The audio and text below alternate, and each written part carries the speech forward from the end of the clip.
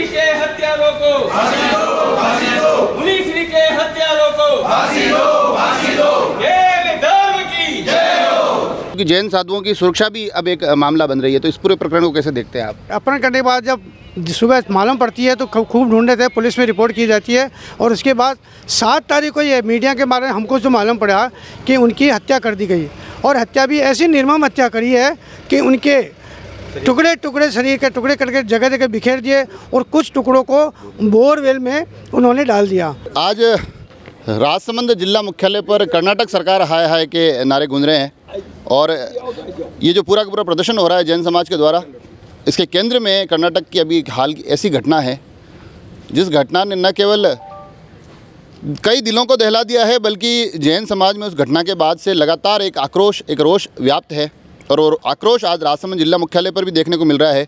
आइए आपको रूबरू करवाते कि आखिर पूरा घटनाक्रम क्या है। और आज ये जो ज्ञापन देने राजसमंद जिला कलेक्ट्रेट परिसर आए हैं जैन समाज के लोग बड़ी संख्या में, उस ज्ञापन के माध्यम से क्या मांग कर रहे हैं? क्या नाम है आपका?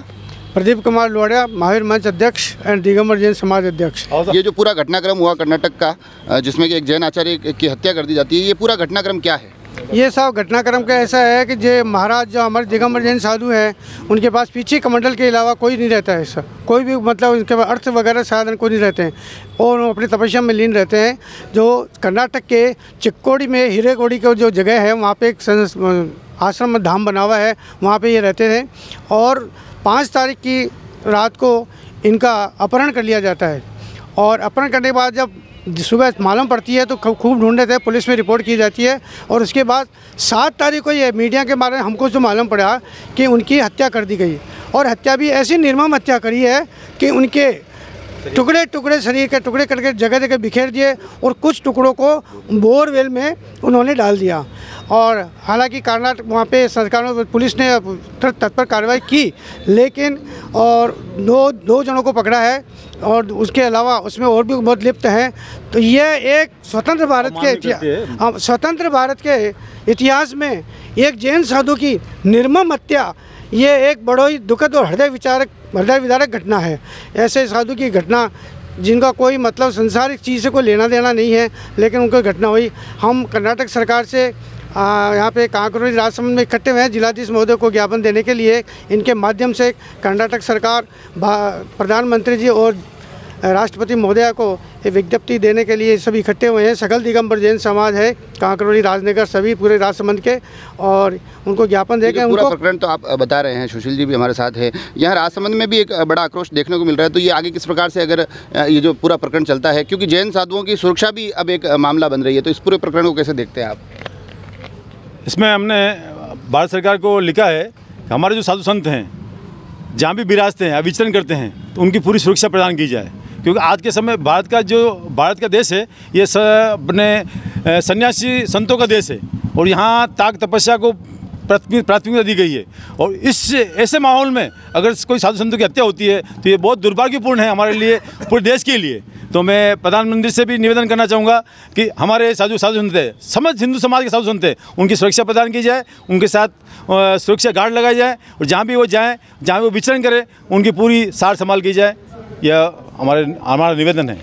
तो देखा आपने, कर्नाटक के प्रकरण को लेकर लगातार एक विरोध दिखाई दे रहा है, आक्रोश जताया जा रहा है और इस बीच में ललित जी भाई साहब भी आ चुके हैं। तो आपको नहीं लगता है कि ये जो एक प्रकरण हुआ इसके बाद न केवल कर्नाटक बल्कि मेरे को लगता है कि सभी सरकारों को एक साझा पॉलिसी के तहत तमाम साधु संतों को या जो भी धर्म गुरु हो उनको सुरक्षा के प्रति थोड़ा सा एक कुछ कदम उठाने चाहिए?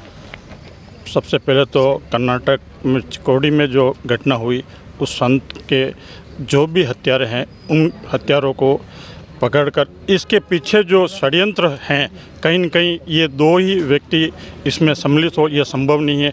जिस तरह की उन्होंने घटना को अंजाम दिया, उस मतलब उसकी हत्या करने के बाद में आचार्य श्री की जो टुकड़े किए गए, वो निश्चित रूप से उसमें 2 से अधिक मुलजिम सम्मिलित होंगे।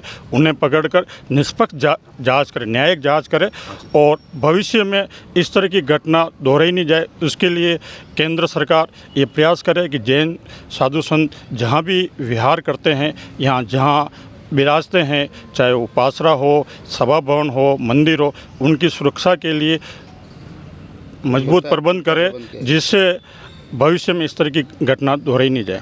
तो देखा आपने, कर्नाटक के घटनाक्रम के बाद आक्रोश राजसमंद में दिखाई दे रहा है और इस आक्रोश के माध्यम से न केवल ये मांग की जा रही है कि उस घटनाक्रम में लिप्त तमाम दोषियों को कड़ी से कड़ी सज़ा दी जाए, ऐसी सज़ा जो आने वाले समय के लिए सबक बने, मगर साथ ही मांग यह भी की जा रही है कि जो तमाम साधु संत हैं जो विचरण करते हैं, जो सनातन और अपने अपने धर्म का प्रचार करते हैं, उनकी सुरक्षा पर भी सरकार थोड़ा ध्यान दे। आप सभी लोग जुड़े रहे राजसमंद एक्सप्रेस से। धन्यवाद।